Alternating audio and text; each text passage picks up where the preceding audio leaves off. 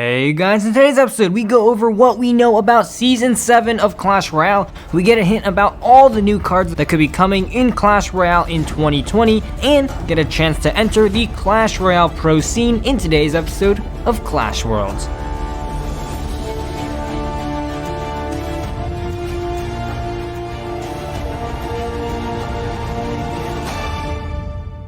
Hey guys, Legendaray here, and welcome back to another episode of Clash Worlds. In this weekly show, we take a look at the most recent announcements from the Clash Royale team, the hottest topics in CR eSports, as well as what's going on in the community. Then, we'll finish off the episode by breaking down the meta and featuring my off-meta deck of the week. If you're enjoying Clash Worlds, then please leave a like, subscribe, and hit that bell to get notified of every new video that comes out. Also, go check me out on Instagram and Twitter, links down below, and with that out of the way, let's get right into the first section.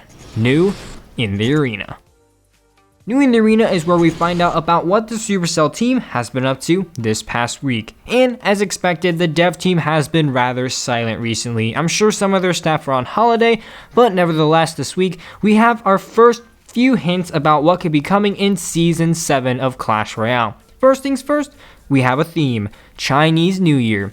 Chinese New Year officially begins on January 25th and lasts about a week, and traditionally Clash Royale has always done something for Chinese New Year. So now with the new season's ability, why not make an entire season to honor this tradition? Of course, this comes with a brand new arena, as you can see right here. Huge credits to Vietsbomber on Reddit for finding these files. And here are the sprites for the new arena. And of course, you know me, I had to take on the task of putting each of the sprites together in what I believe the new arena will look like. And after about 30 minutes, I got this. So let me know, you dig this arena? I think it looks pretty nice, and given that this is actually just my crappy Photoshop, it'll definitely look a lot smoother in game.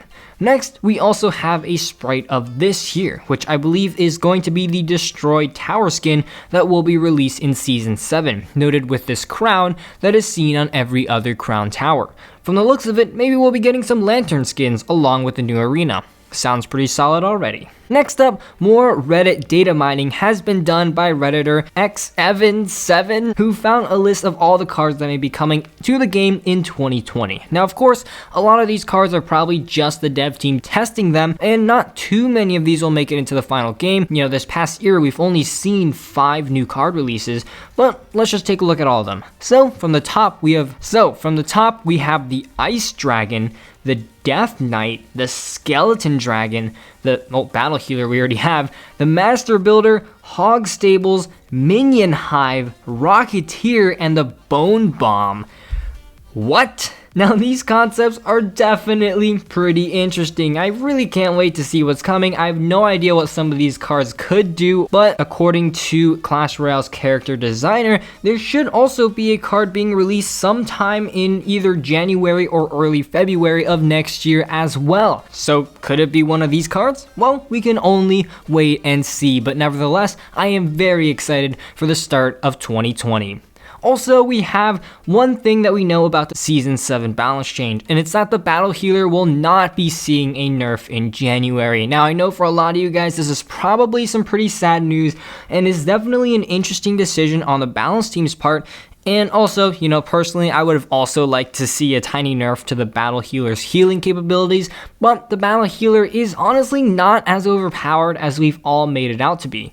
Now, don't get me wrong, it's still definitely one of the top cards in the meta, but it's not overpowered to the point where I'm super pissed that she isn't getting a nerf. Again, that's just my opinion. If you disagree, give me a good argument down in the comment section because, you know, her stats in the game all show that she is somewhat balanced. Now that's going to do it for new in the arena. Let's get right into the eSports update. The eSports update is a section where we go over recent eSports events as well as new and rising pro players. Do you want to have the chance at becoming a Clash Royale pro? Well, now the chance has opened up. If you're good enough, the Red Bull MEO is opening signups for anyone to join. This is one of the bigger Clash Royale tournaments out there, so hey, if you're interested, I'll leave a link down below. Now that we're caught up on the most recent eSports news, let's check out the rising rumors. First things first, here's a concept by, KFC. And it's a quality of life change that allows you to set an emote to place next to your player profile. I absolutely love this idea, and I think it would be a great way to spice up that profile. Now, ever wonder what your favorite 2-card combination tells about you? Well, here's a post by Miss Stelia Trophies that lets you know. For example, Goblin Giant Sparky means you think you're off meta, but you're really not. Expo Tesla means you have come to terms with your bad reputation among the community and welcome it in open arms, which is completely true. I can't believe how accurate that is. Giant Skeleton Clone means you're either really good or really terrible, and there's absolutely no way to tell. Giant Witch means that you only play Clash Royale during recess. And finally, Hog Freeze means go commit, stand under rocket. Whew, good meme. Anyways, now that we've covered the trending topics in community, let's go ahead and break down the meta. This week's meta has basically been taken over by 2 main cards, the Battle Healer and the Night Witch. Let's take a closer look. Battle Healer. The Battle Healer in this meta is definitely one of, if not the top card in this meta, running both relatively high use and win rates. However, she's mostly just seen in 1 or 2 different decks, so I think the decision to not nerf the Battle Healer won't be too bad, especially if they nerf both the Night Witch and the Elixir Golem, which I'm pretty sure they will. So the healer will either have to find a completely new deck to live in, or just not be as effective without having an actual nerf happen to it. Night Witch. Again, definitely another top card this meta. The Night Witch alone has warped this meta almost completely. Cards such as Baby Dragon, Poison, Miner, and Magic Archer are all cards that directly saw an increase in usage because of the Night Witch. Personally, I think maybe removing 1 Death Bat is enough, but honestly, I'm not even sure if that is, and part of me is hoping for something more. Aside from that, we have a lot of Elixir Golem, which definitely also needs a nerf, and the Elixir Golem's seen in a lot of different variations that I'll put up in the video. P.E.K.K.A control decks are also seen here and there, and surprisingly, we're also seeing a rise in beatdown with both the Golem and the Giant. Can't wait for next month's balances. So that's the meta for you guys. Now let's check out the off-meta deck of the week. This week's deck was submitted from my Twitter, and it's a Graveyard Freeze deck by Cheesecake. This deck is a very interesting variant, and like most other Graveyard decks, you will want to be rather control-based, just really relying on defending mostly in single elixir and counter-pushing after defenses. Overall, it's a very different deck to play than a majority of decks in this meta, so without further ado, let's get right into a match.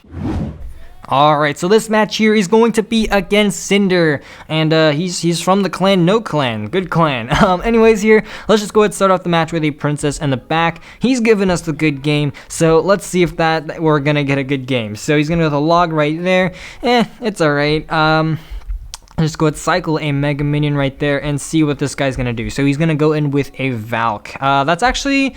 Maybe I should have Graveyard there, but I'm just going to play a little bit more on the safe side because, you know, the Valk is a great counter to the Graveyard, and, well, obviously the Valk's out of cycle. So, let's see, let's go with the Battle Healer right there. Oh, the Magic Archer is going to get so much damage on the tower. Man, the Magic Archer is so annoying. Okay, let's see here. Okay, good thing the Battle Healer's got a pretty large range, but not a great start because of the Magic Archer. So anyways, here let's go with Barbs right there. That'll pretty much demolish that push right there. And let's see here. He's got the Valk, so let's just go ahead and go with Princess. Cycle to a Mega Minion just to DPS down that Valkyrie as soon as I can. So there we go. Still doing alright. Looks like we're going to be against a Minor Wall Breakers deck. So, let's see here. Let's go with Rascals right there. Not the best Rascals on my part. The Bats will still get some damage. Let's see here. This man and his Magic Archer. I'm telling you, this is so annoying. Okay. We are getting completely finessed right now. Let's see here. We're going to have to think of something. We have to think of a game plan, or else we're just gonna continue to get chipped out and just destroyed. So let's see here. Let's go ahead. We're gonna go and arrow that stuff out. And let's follow up with Barbs in the back. There we go, catching the Miner. Let's see, Mega Minion as well to hopefully DPS this stuff down before it connects. Okay, it doesn't connect. We're good. So let's see here. He's giving us the GGs. Let's go ahead and go in with a Graveyard right here. See if we can get a freeze down in time. Predicting some bats. There we go. Get some get those down. Oh, we missed one of the bats. That kind of sucks, but still, that is going to be a lot of damage from the graveyard, so I will definitely take it. So let's see here. Let's go ahead and go in with a princess in the back. Let's go ahead and go in with this stuff. Predicting a miner, maybe. Okay, not going to happen. That kind of sucks. Let's see here. Mega Minion to take this stuff out. Battle Healer predicting the miner. There we go. And not allowing any damage to get on our towers. So let's see here. I'm actually going to just straight up Rascal's Graveyard at the bridge here because, you know, he has to use the Valkyrie on one thing or the other, and we can just freeze whatever he doesn't use the Valk on. So there we go, freezing those bats right there. I don't think he has too many other counters to the graveyard, and that graveyard is going to take down that tower, and that is going to be GG. So as you can see, pretty much just finessing one of the more popular decks this meta, using this off-meta Graveyard Freeze deck. Definitely a very fun deck to play. So there we go, guys. That was the off-meta deck of the week. Definitely recommend you guys give this deck a try. Fun deck to play. I guarantee you, Graveyard Freeze, always a fun time when you're playing it and not when you're facing it. If you want to submit your own deck to be featured, feel free to leave it in the comment section below. But unfortunately, guys, that's all I've got time for in today's episode. If you enjoyed, please leave a like down below, as well as a subscription to my channel. And as always, this is Legendaray, and I'm signing off. See you guys next time.